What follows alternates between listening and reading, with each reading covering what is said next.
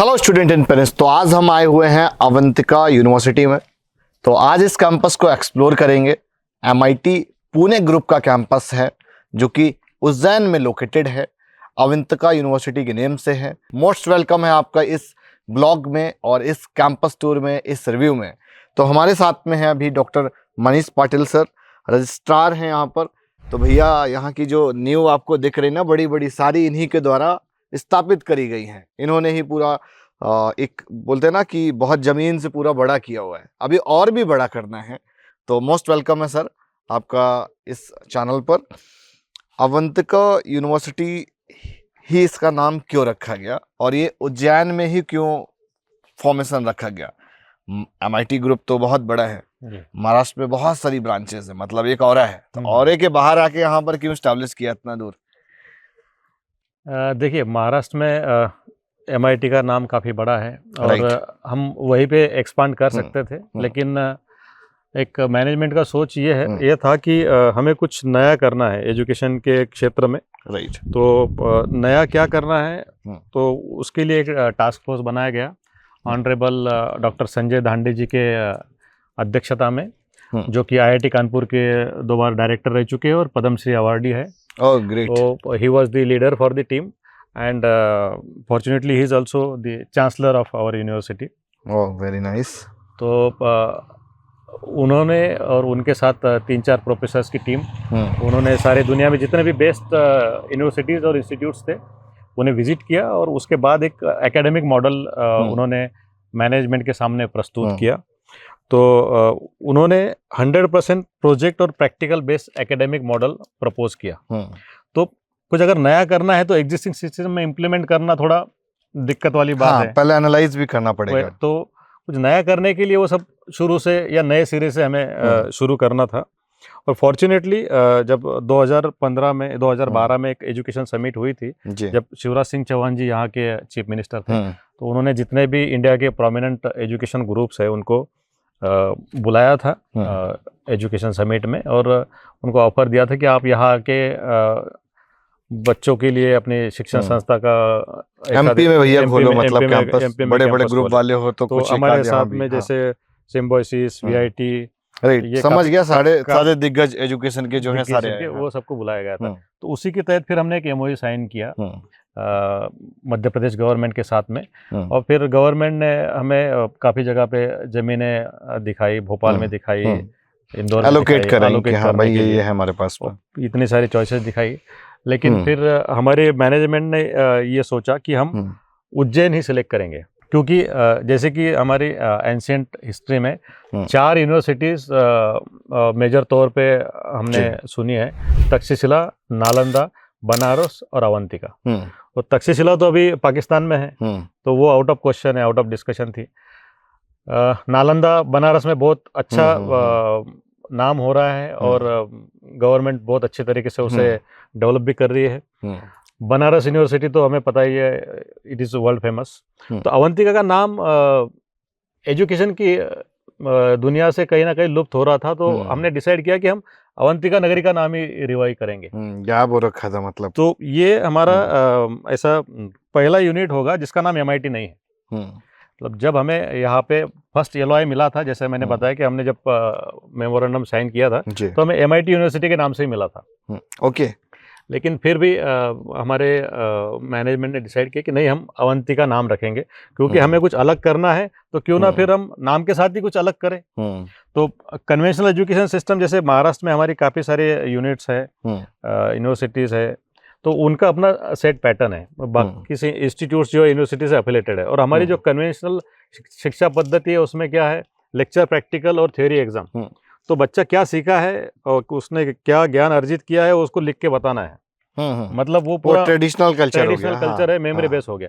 तो हम ये ट्रेडिशनल कल्चर बिल्कुल नहीं लाना चाहते थे, हम कुछ अनकन्वेंशनल करना चाहते थे। तो सर अभी काफी लिमिटेड इनटेक के साथ आप यहाँ पर सरवाइव कर रहे हैं, राइट? जी। तो आपकी फ्यूचर प्लानिंग क्या है, और कितनी बिल्डिंग्स बनाने वाले हैं, और कौन कौन से कोर्सेस लाने वाले हैं? What's future projection? Limited intake का ये तो हमारा एक कॉन्शियस और मतलब प्री डिफाइंड आइडिया था कि हम शुरुआत करेंगे कम इनटेक के साथ करेंगे और जो हमारी स्ट्रेंथ है, जैसे कि हम क्लेम करते हैं कि Avantika is India's first design centred university. तो ओके, जैसे कि मैंने बताया कि हमारा डिजाइन सेंटर्ड का मीनिंग क्या है सर? डिज़ाइन सेंटर मतलब क्या है, डिज़ाइन थिंकिंग या डिज़ाइन अप्रोच एक सिस्टमेटिक अप्रोच है किसी भी प्रॉब्लम को एनालाइज करने के लिए या उसका सॉल्यूशन अप्रोच करने के लिए एक सिस्टमेटिक अप्रोच है। Okay, it's great. इसी के अकॉर्डिंग आपने कैरिकुलम भी बनाया हुआ है? यस यस, जो मैं कनेक्ट कर पा रहा हूँ। यही थीम है, यही फिलॉसफी है हमारी कि हर चीज़ को एक सिस्टमेटिक तरीके से अप्रोच किया जाए, सिस्टमेटिक तरीके से उसको सॉल्व किया जाए। तो यही फिलॉसफी हम सारे प्रोग्राम में इम्प्लीमेंट करने वाले हैं। तो हमारा जो मेजर स्ट्रेंथ था डिज़ाइन का, तो हमने शुरुआत ही bachelor of design master of design से की थी। इंजीनियरिंग के काफ़ी लिमिटेड प्रोग्राम, मोर प्रिसाइजली हमने सिर्फ कंप्यूटर साइंस और इंजीनियरिंग ही रखा था। तो पहले 4 साल तक हमने यही प्रोग्राम चलाया विद लिमिटेड इनटेक ऑफ 150। क्योंकि हमें पहले क्वालिटी आउटपुट देना था मार्केट को। तो फॉर्चुनेटली जो हमारे पहले 1-2 बैचेस पास आउट हुए हैं, काफ़ी अच्छी जगह उनका प्लेसमेंट भी हुआ है। डिज़ाइन और इंजीनियरिंग का इंटीग्रेशन कैसे हो। Oh very nice. तो जो टर्म आजकल मार्केट में चल रही है डिज़ाइनियरिंग, वो सबसे पहले हमने कॉइन की थी। मतलब हम लोगों ने इस पे 2016 से ही काम शुरू कर दिया था कि डिज़ाइन और इंजीनियरिंग का इंटीग्रेशन कैसे हो। तो जो बच्चा डिज़ाइन कर रहा है वो इंजीनियरिंग भी पढ़ रहा है, इंजीनियरिंग वाला बच्चा डिज़ाइन भी पढ़ रहा है। राइट। क्योंकि आने वाले फ्यूचर में हमें ये मायने नहीं रखेगा कि आपकी कौन सी ब्रांच है, कौन सा डिसिप्लिन है। आने वाला फ्यूचर आपको तभी एक्सेप्ट करेगा कि आपके पास स्किल क्या है, आप क्या स्किल्स क्या है, yes. और आप मार्केट में किस जोन में मतलब काम कर सकते हो। एक्सपर्टीज क्या है जनरली जिसको बोलते हैं, एक्सपर्टीज क्या है। और सर हम लोग कितनी इस तरह की बड़ी बड़ी बिल्डिंग्स बनाने वाले हैं? ये तो हमारा अभी फर्स्ट फेज है। फर्स्ट फेज में हमारा अभी 7 बिल्डिंग्स बनी हुई है। लेकिन ऐसी हमें जैसे गर्ल्स हॉस्टल बने हैं, ऐसे 6 और गर्ल्स हॉस्टल बनने हैं, 6 बॉयज़ हॉस्टल बनने हैं, 6 फैकल्टी बिल्डिंग्स बननी है। जो मेस बनी है ऐसी 2 मेस है, और हमारा लॉन्ड्री एरिया है, स्पोर्ट्स कॉम्प्लेक्स हमारा बनना है, फिर उसके बाद में सेंट्रल लाइब्रेरी का बिल्डिंग बनना है। ये जो मेन बिल्डिंग आप देख रहे हैं इस टाइप की हमारी 3 बिल्डिंग्स और फ्यूचर में प्लानिंग है। उसके अलावा हमारा एक लैब कॉम्प्लेक्स बन रहा है, ऐसे 2 लैब कॉम्प्लेक्स बनने वाले हैं। तो प्लान बहुत बड़ा है, तो ग्रेजुअली वो धीरे धीरे बढ़ेगा और शेप लेगा। ओके, एक मैं और जानना चाहूँगा, क्योंकि ये जो कैंपस है वो उज्जैन से काफ़ी दूर है जी, तो काफ़ी आउटर में भी है जी। तो पेरेंट्स अपने गर्ल्स जो बच्चे रहते हैं उनको भेजते हैं यहाँ पर किस, और यहाँ पर सेफ्टी के लिए क्या है? जैसे बहुत बार बच्चे लेट नाइट आते होंगे या आने में लेट हो गए, तो यहाँ पर आने में तो कुछ मिलता ही नहीं है कन्वेंस, पब्लिक कन्वेंस। देखो, यूनिवर्सिटी उज्जैन में इस्टेब्लिश करने का मैंने जैसे बताया कि हम अवंतिका का नाम रिवाइव करना चाहते, तो अवंतिका नगरी में आप जानते होंगे कि भगवान श्री कृष्ण और सुदामा ने उज्जैन से पढ़ाई की है जी। तो उन्होंने जो पढ़ाई की है वो गुरुकुल कल्चर में की है। राइट। कि वही रहना है, वही सारे 64 कलाएं और 16 विद्याएं उनको सीखनी थी। जी। तो हमारा कंसेप्ट ये था कि ये रेसिडेंशियल कैंपस होगा, 100% रेसिडेंशियल कैंपस होगा, काइंड ऑफ गुरुकुल, कि यहीं पे रहोगे और यहीं पे पढ़ोगे, यहीं पे रहेंगे। और हमारा as of now working culture भी ऐसा ही है, बच्चे रात में 24/7 कभी भी काम कर सकते हैं कैंपस में। ओके। तो ये था, लेकिन क्या है धीरे धीरे लोकल के लोगों का रिक्वेस्ट था कि हमारे बच्चे घर में रहेंगे, तो हमने फिर डे बोर्डर्स को भी अलाउ किया। तो as far as security is concern, campus is fully secured with CCTV surveillance, 24/7 security है हमारे पास। और आपको जान के आश्चर्य होगा कि हमारे कैंपस में 60% गर्ल्स है और 40% बॉयज़ है, इस तरीके का रेशो है। तो कैंपस में रहने वाली मेजॉरिटी गर्ल्स की है। तो ऐसा क्यों, मतलब ज़्यादा क्यों है? एक तो सिक्योरिटी मैंने बताया कि लोग प्रेफर करते हैं कि वो क्या सिटी में रहने के बजाय बच्चे कैंपस में रहे, सिक्योर रहेंगे, और सारी जो सुविधाएं है, शैक्षणिक सुविधाएं, वो उनको एक्सेसिबल है और वो कभी भी आके वो एक्सेस कर सकते हैं, यहाँ काम कर सकते हैं। एक और बड़ा मुद्दा है कि भाई यहाँ की जो कनेक्टिविटी है वो रेलवे कनेक्टिविटी हो या हम उसको बोले एयरलाइन कनेक्टिविटी है या कोई पब्लिक ट्रांसपोर्ट वाली कनेक्टिविटी हो, तो वो कितनी स्ट्रांग है, वो कैसे यहाँ पे आना रहता है? उज्जैन कैंपस जो है अभी उज्जैन से 15 किलोमीटर की दूरी पे है, तो पब्लिक ट्रांसपोर्ट तो अवेलेबल नहीं है, लेकिन यूनिवर्सिटी की तरफ से बच्चों के लिए बसेस प्रोवाइड की जाती है। और उज्जैन आने के लिए ट्रेन की कनेक्टिविटी काफ़ी अच्छी है। एयरलाइन कनेक्टिविटी की अगर बात करेंगे आप, तो नियरेस्ट एयरपोर्ट इंदौर है, जो 1 घंटे की दूरी पे है। अब आने वाले सिंहस्थ से पहले सारा उज्जैन जो है चारों तरफ से 4 लेन से जोड़ा जाएगा।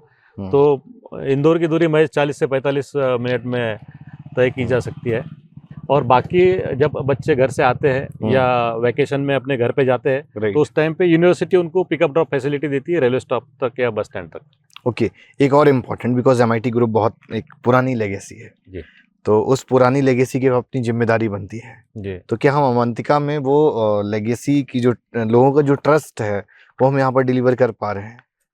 बिल्कुल, जो कि MIT जो महाराष्ट्र में one of the first private engineering college started by MIT इन 1983। तो 40 साल की एजुकेशन की लीगेसी है। और MIT group is purely in the business of education only. तो हमारा दूसरा कोई बिजनेस नहीं है। दूसरा उसमें हमारा ध्यान कहीं डाइवर्ट नहीं है। फोकस हमारी ट्रस्ट का फिक्स है, हमें अच्छा एजुकेशन देना है और मतलब हर तबके तक शिक्षा पहुंचानी है। राइट। तो वही हमारी फिलॉसफी है। और ऑब्वियसली जो कि हमारा ट्रस्ट एक है पुणे में, माहिर MIT पुणे, तो जो संस्कार है वो तो हमारे जीन्स में ही है, वो रहेगी। और अभी अपकमिंग कोई कोर्स हो या कुछ नया अनाउंसमेंट हो जो ऑडियंस को बताना चाह रहे हो, वो वाला बताइए। नहीं, अभी तो हमारे पास currently we have school of engineering, school of law, school of management and school of design. इस साल से हम लोग स्कूल ऑफ एग्रीकल्चर ला रहे हैं। फिर BSc क्लिनिकल साइकोलॉजी हम शुरू कर रहे हैं। BCom इकोनॉमिक्स भी हम स्टार्ट कर रहे हैं। BA mass communication and journalism हम स्टार्ट कर रहे हैं। मास कॉम स्टार्ट कर रहे हैं। यस, मास कॉम भी स्टार्ट कर रहे हैं।